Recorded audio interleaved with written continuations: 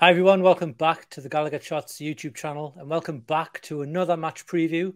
This week we'll be taking a look at the upcoming Carabao Cup game against Tranmere Rovers.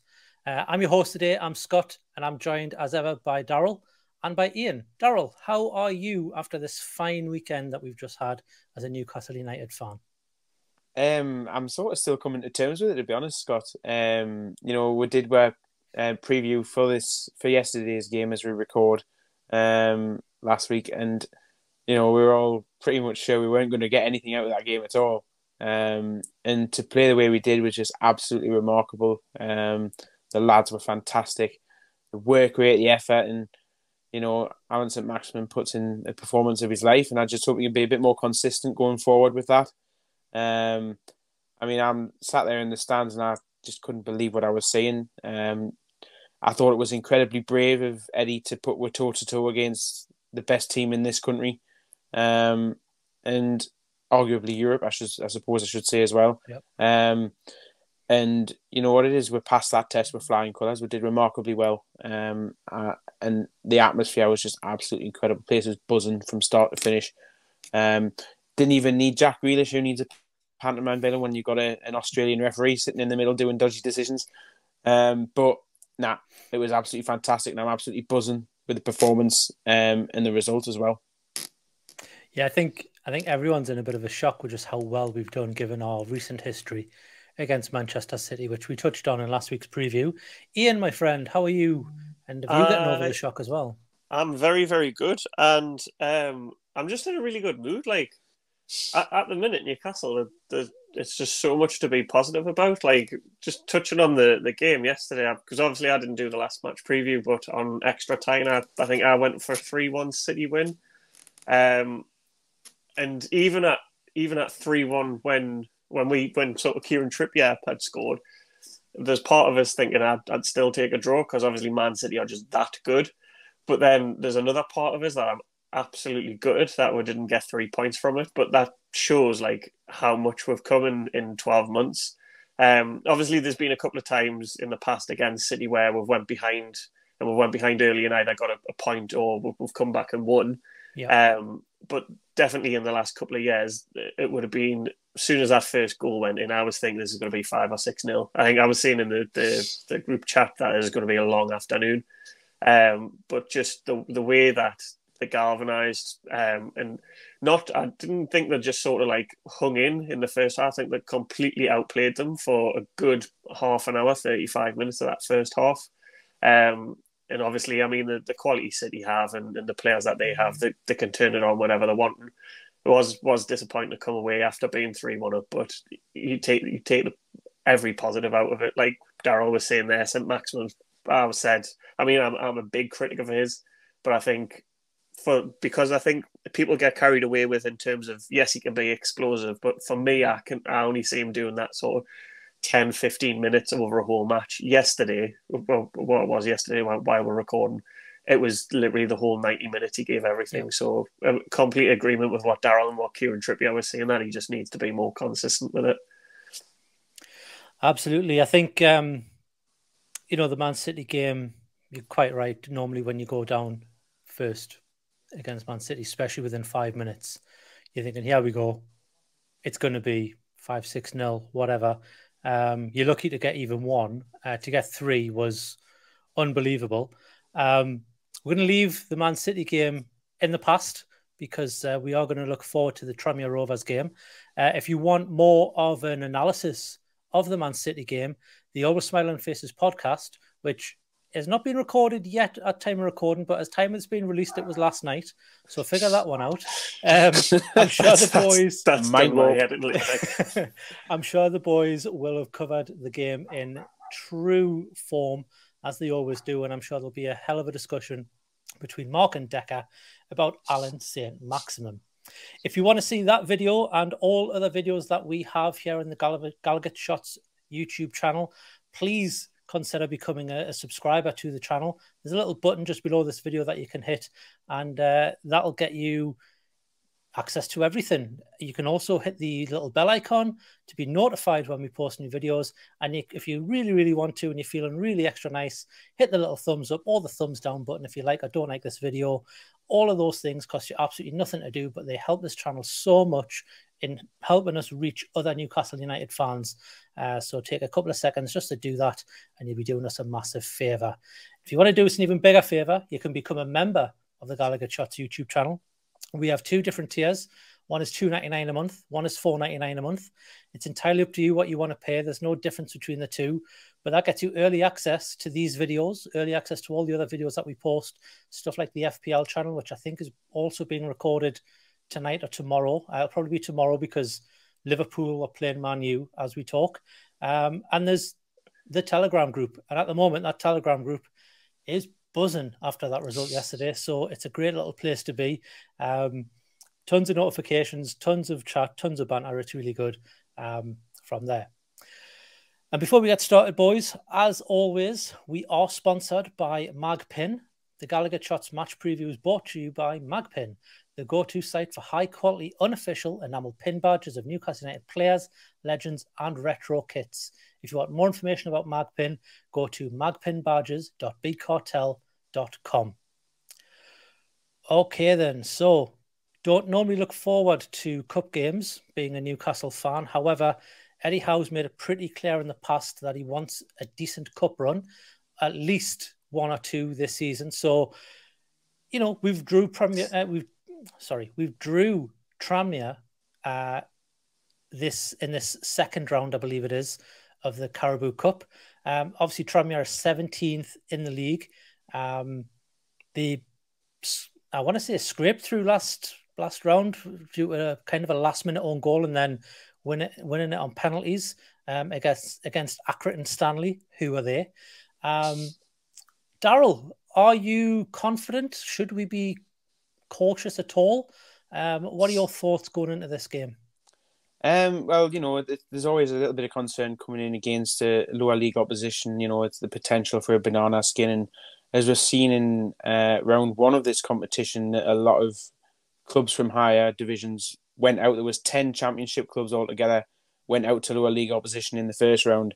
So that is going to be something that's going to sit on the horizon and loom over this game. And I think that, you know, the way the club's been, especially off the back of Sunday's result against Man City, you know, the place will be buzzing. And I'd love to be in that training ground like tomorrow or Tuesday as we record. And just feel that atmosphere amongst the squad and the coaching staff, because I bet you it's absolutely bouncing tomorrow. And, you know, as we'll get on to later, I think there will be a host of changes to the team that played on Sunday. And no matter what, I think because of the way Eddie Howe is approaching his time at this club, I have no problem thinking that whatever side he puts out will be more than capable of getting a result against Tranmere. Absolutely, and it's interesting that it's not just Eddie Howe who probably wants this cup run, but the owners want it as well. I think, you know, Amanda Staveley and co would want nothing more than a trophy in their first full season. And I think the Carabao Cup might be probably our best opportunity at that, because, you know, not saying that we could not maybe, you know, go toe-to-toe with the bigger sides, because we proved it yesterday, but a lot of the bigger clubs have bigger fish to fry when it comes to these cup competitions, and they typically put out lesser sides.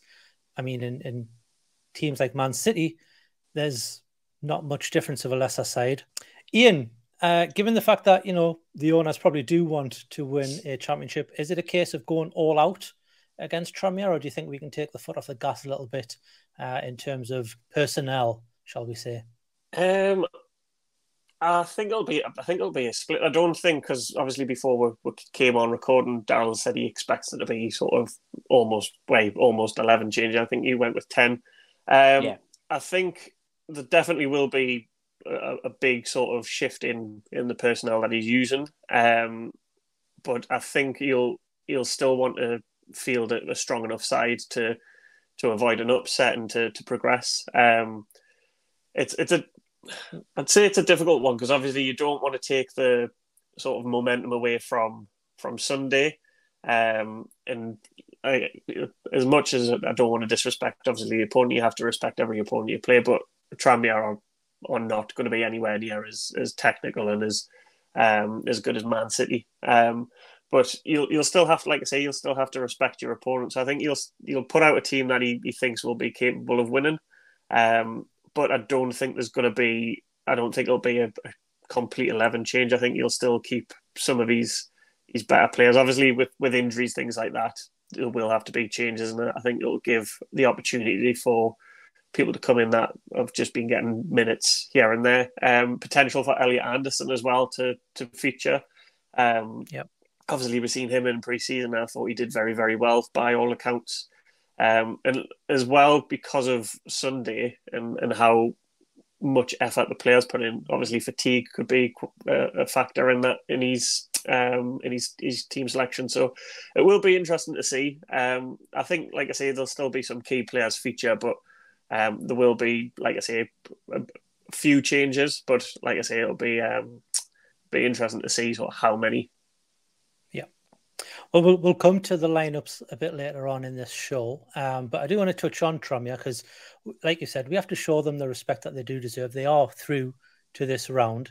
I'd be absolutely lying to everybody if I told you I knew any of the players that played for Tranmere, and that's no disrespect to Tranmere. It's just they're 2 leagues below us. That, can you name a Sunderland player? Probably not. They're only 1 league below us, so it's one of those, but.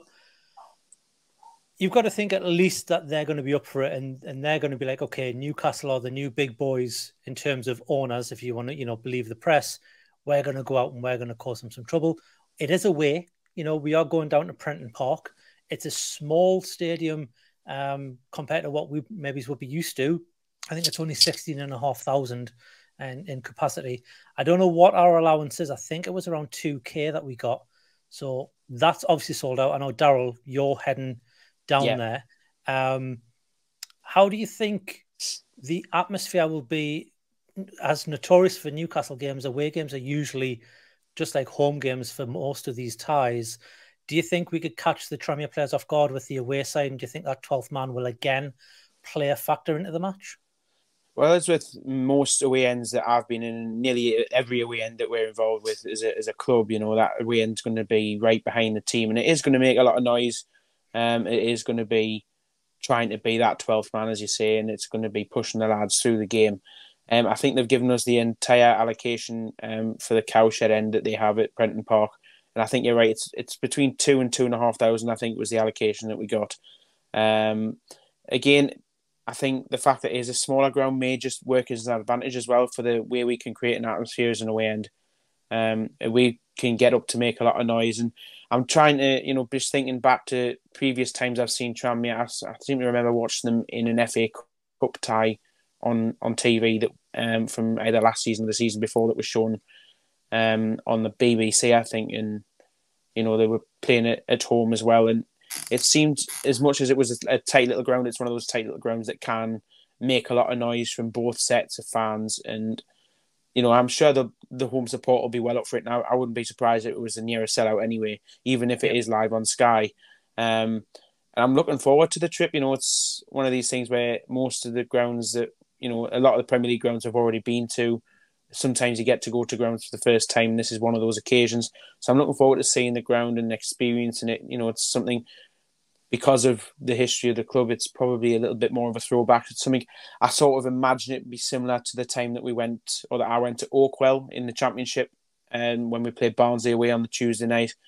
And I think it might be something similar to that. But I'm sure once you get under those floodlights in that little ground, the place will be electric and buzzing, and I cannot wait.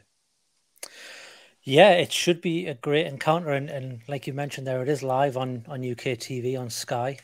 So that's a bonus for anyone who couldn't get tickets, who didn't have the loyalty points to get the tickets to go down. It is a sellout from our end, from what I understand as well. Iain, Tranmere currently sits 17th in their league. Do you think, given that position, they may write this game off and focus on building that league up, or do you think it's too early for them to even be worrying about that as of yet, and they'll go all out for this? Yeah, I think it's only 5 games into their league season. I think they've only got. I think it was a possible 1 win, 1 draw. I think. Don't quote us on that. So I think it's very early days, and I think both the players and their fans will relish the opportunity of a Premier League club coming, especially obviously given the recent sort of takeover. How you alluded to the fact that on paper we're the richest club in the world, as we've been tagged, and it'll be sort of a good experience for them. So I think they will go for it. I don't think they'll have any fear. They've literally got nothing to lose. If I recall, it was the FA. It was the FA Cup last year. It was Cambridge we were playing against. They were, I think they were relatively mid-table. Obviously, it was a lot further into the league season because it was the FA Cup, but they came to St James's and turned it over. So you kind of, like I say, you kind of just sit on the fact that you're a few leagues above them. You'll still need to be on your game, but I think they'll relish the opportunity and they'll go all guns blazing. Absolutely, and it will be something for the stars of our side, Shelley, will to prove a point that the quote is usually, can you do it on a cold Wednesday night in Stoke? But let's see if they can do it on a moderately warm Wednesday night in Tranmere, because they're going to have to. They can't take anything for granted, and you sometimes find that happens with these type of fixtures, and that's why you get the giant killers. And everybody but the team who it happens against loves that sort of thing. It's going to be interesting, and we'll see how that unfolds on Wednesday night. But before we get on to how Newcastle are going to line up, just want to quickly talk about the last time we played Tranmere in a cup. It was the Zenith Data Cup, which was the name for the full Members Cup. We played them, I think it was away as well. It was in the at Prenton Park, and it was a 6-all draw. There was 2 hat-tricks in that game, one from our own Mickey Quinn and one from John Aldridge from their side. Peacock got a brace and Clark got a goal as well. We ended up losing the game on penalties 3-2. Daryl, would you like to see another 6-all draw? I'd rather see a 6-5 win, to be honest. I don't want to go through another draw, and I don't quite fancy a late night settling on penalties either. I know the tie will go straight to penalties as well. There'll be no extra time. Yeah. So that probably would make it a little bit shorter. So I can't say we're sharing 12 goals over 90 minutes, to be honest. I mean, talking about a game with a lot of goals, and you have to hark back just to Sunday there and seeing that we shared 6 goals with the best team in the country. I would think we'll probably be quite comfortable. I know we'll come on to predictions later, so I'll not give away a prediction just yet. But I think we should be all right against them. We've got to manage the risk of them being a potential banana skin, but I think we'll be all right. Absolutely. Yeah, I think that game was probably a one-off in terms of that type of result. I think there was 5 goals scored in extra time, from what I remember rightly. It was a 3-all draw, and we went down 5-3. And then, we were ahead and then we were behind. Yeah. Seems like a great game to maybe go back and watch if anyone can find that. We'll move on to Newcastle and how we think they're going to line up. There has been some news this morning about some potential injuries. The big one really being Callum Wilson. He felt his groin pull a little bit at half-time against Man City, and then he was brought off at around 60 minutes, I believe. Was it 70 minutes? 60 or so, I think it was 70 minutes. Which it surprised me when he came off, because obviously you don't know about what's happening during the game. So there's a potential that he will be rested, and I think it would be wise for Eddie Howe to rest him, even if he was ready to go. He is absolutely at the moment our only striker who we could really, rely on. We do have Chris Wood, but like I say, Wilson's banging the goals in, so we need him as of this, and there's no one else through the door just yet. There are some breaking news as we're talking about some potentials, but still nothing, no ITK. Other injuries, we have Dan Burn, who obviously went off again against City. He has a potential concussion, so he probably can't play. I think you've got to wait 2 or 3 days afterwards, so he'll be touch and go and he'll miss his training, so I don't think he'll get in. And Ryan Fraser obviously is another doubt still for that. And there's also Matt Targett. So we have a few names on the injury list, Iain. We've mentioned earlier, is this a time to maybe give some of the players who are feeling a bit of rest and let the youngsters come in, or let the guys who are spending a lot of time on the bench to come in? I think you've already mentioned that you don't think it'll be wholesale, but in those areas at least, do you think there's going to be huge change? I think for the most part, I think the formation, you'll probably keep the formation the same. Obviously personnel. So you've got Matt Targett, and then you've got Dan Burn, who's been filling in at left back. And obviously both of them look like they're going to be out. So I think it'll be a case of the likes of Paul Dummett, if he's fit. I'm not sure if he's, because the last I've seen of him, he was injured in one of the pre-season games. So I'm not too sure on his status at the minute. You've got Matt Ritchie, who could play there. I think possibly there will be changes, quite a lot of changes across the back four, the back five. I think you'll either see, I would say more likely Dubravka come in than Darlow. I think you'll probably, you know what it is? I'm unsure on the right back situation. I think Kieran Trippier put in a hell of a shift, but I feel like he could go with someone like Jacob Murphy or Kraft. I think you'll possibly see Lascelles come in.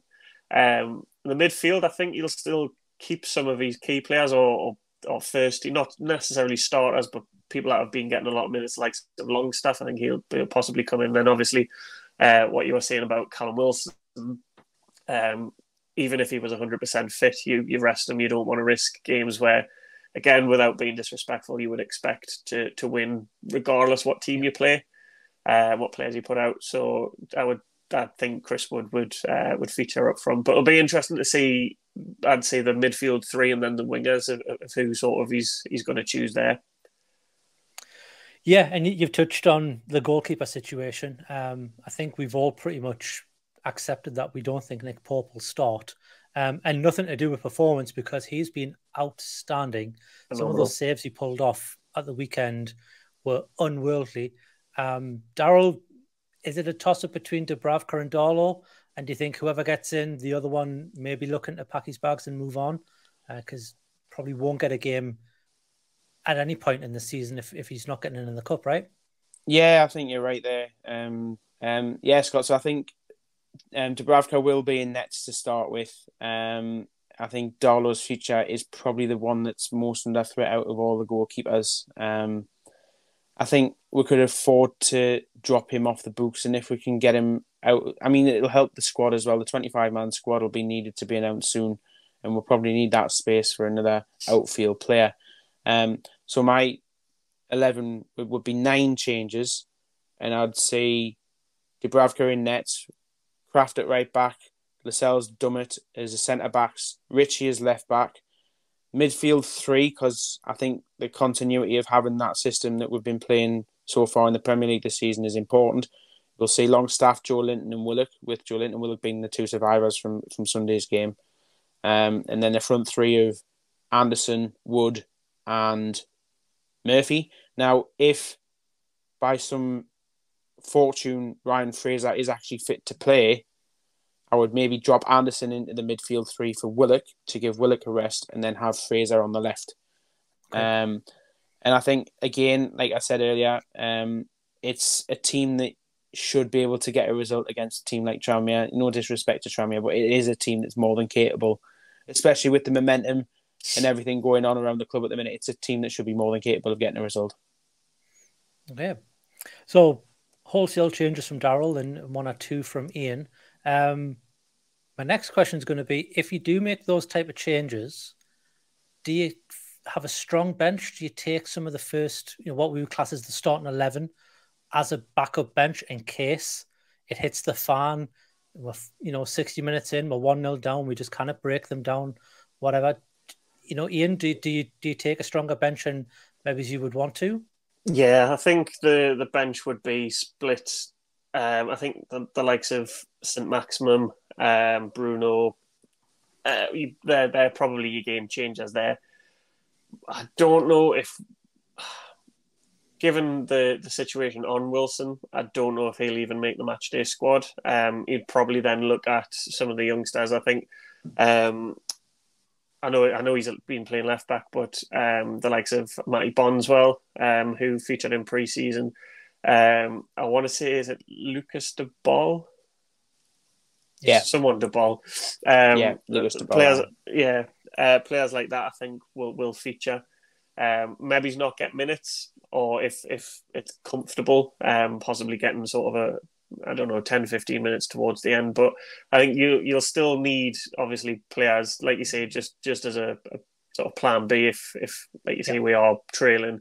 Your game G impact players like St. Maximin, Bruno. That I think they'll still go down, but I don't think they'll hopefully not be needed anyway. Yeah, I think to shadow what you've both said, I think, when it comes to the lineup, there's going to be a fair few changes. I believe Dubravka will start in goal. I still think we'll have one of the back two that we've been playing with recently. So it'll either be Shaw or Botman. I think it might be Botman because he's still trying to bed him in to the game. I think we'll play Kraft. I think on the left, we'll probably go for Jamal Lewis. He's fit. He's been training. You know what it is? I completely forgot about him. Yeah. So I think Jamal Lewis might get a run out because I think it's one of those ones where Eddie Howe hasn't been able to see him in pre-season because of his injury. And this is his chance to maybe sneak in that, one of those last two little spots that we may have on the 25-man squad. Midfield, I do think it'll be Sean Longstaff, Elliot Anderson and Joe Linton. I agree with those. On the wings, I think he plays St. Maximin. I think he'll not want to drop St. Maximin, even though it's a midweek cup game. Just based on his performance at the weekend, he'll want to just keep that momentum going. It does mean St. Maximin's playing with Chris Wood, and we all saw what happened on Sunday when that happened, and it wasn't the best in the world. And then I think it's Jacob Murphy on the right, unless Ryan Fraser is fit, and then he plays Ryan Fraser. I don't think you could really start Murphy ahead of Fraser if you're looking at quality, really. I think Fraser outplays Murphy in most aspects of the game. Although Murphy's a bit more defending, but I don't think we need to worry too much about being too defensive this time. So, lineups are out of the way with. We're going to now turn to predictions. Iain, we are getting predictions this week as well, so don't forget about those. And I'll come to you, Iain. First of all, has little Joey got a prediction? Well, he's just wait. I think he's mid-air. He's not like he's not floating or anything. He's on his way back. He's still coming down off cloud 9 from his Sunday.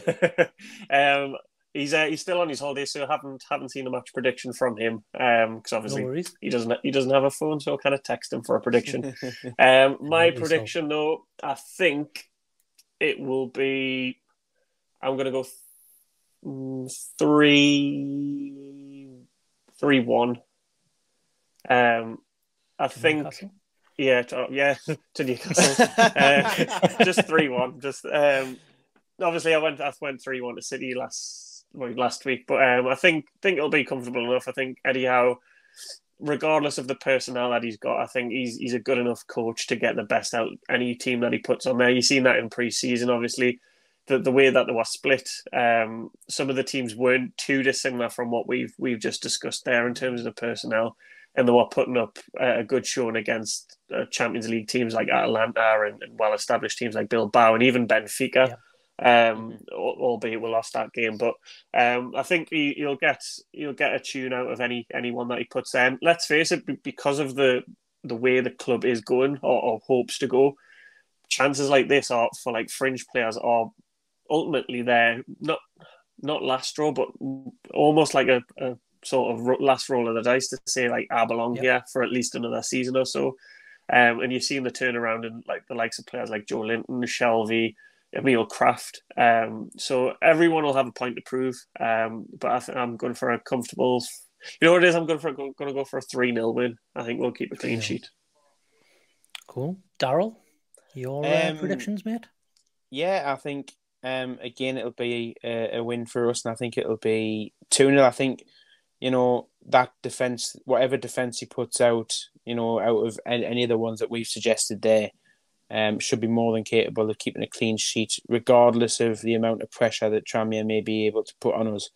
And especially if he sticks with something to the suggestion of what you made, Scott, about keeping Botman in.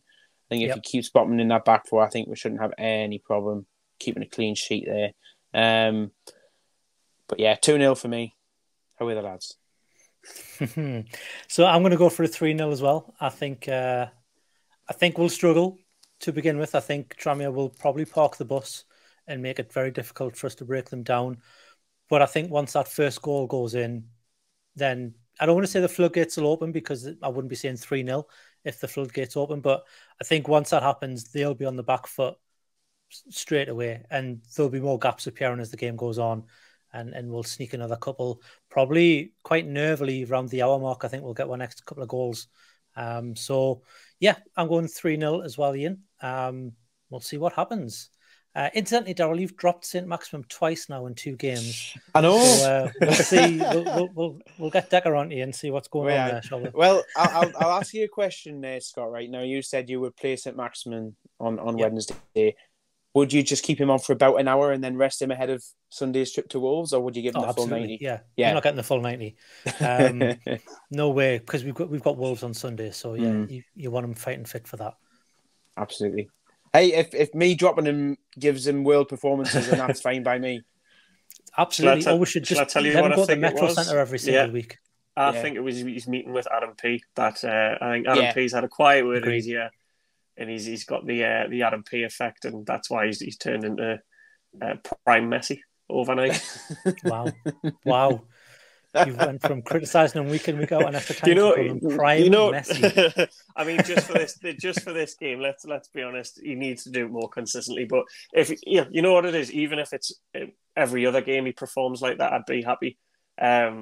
He was just absolutely outstanding yesterday. Couldn't do any wrong, but. From what I've seen on Twitter, there's people still criticising him, which you kind of like. He's just played the game of his life. You can't really pull him down for that. So, but not on this channel, especially if Decker's especially if Decker's about. But no, I think if he does feature, I think you give him. Say, if he starts, give him an hour. If he's on the bench, bring him on if you need to. I wouldn't even bring him on if we were, say, 2-0 up. I still would just rest him. But I'm quite looking forward to the game. And hopefully this is a start of the potential to get a cup, like we were saying at the start. I think the Carabao Cup, no disrespect to the competition, but I don't even think some of the lower Premier League teams or even Championship teams, because let's remember when we went to Brentford, they played their reserve squad and beat us. I don't think teams really see it as a big competition anymore. So it's a perfect chance for us to actually have a go. Yeah, absolutely. And we'll see what happens on Wednesday. Like we've mentioned earlier, there's a fly flying around, which I'm trying to bat out of the way. It's getting ever increasingly hot here in Amsterdam. We're getting the hot weather back. But like I said, it is going to be on TV. It's on Sky on Wednesday night. So if you're not getting tickets, don't forget to tune in. Thanks, boys. Really enjoyed that one. It was a good little chat. Thanks, everyone, for watching. If you do like this content, we do these match previews for every single game that Newcastle United will be playing. They go up usually 2 or 3 days before the match. Early access to our members. But then also they'll go out for everybody else afterwards as well. If you do like the content you see on the Gallowgateshots YouTube channel, be sure to hit the subscribe button just below this video. It costs you absolutely nothing to do that, and it means the world to us. Other things you can do there is you can hit that little like button or the dislike button. If you're not feeling our little chats, let us know. And also let us know in the comments below what your prediction is for the game against Tranmere. If you want to become a member and get early access to these videos, it's $2.99 or $4.99 a month. Gives you access to tons of content throughout the week, all throughout the season, and probably all throughout the World Cup as well. We don't sleep when the season is on hiatus. But all that's left for me to do is thank you for watching. Thank you, Daryl. Cheers, Scott. Cheers. And cheers, Iain. Been a pleasure. We will see you for the match preview for Wolves. But up until then, let's hope for a win, and we'll see you in the next one. Ta-da. Bye.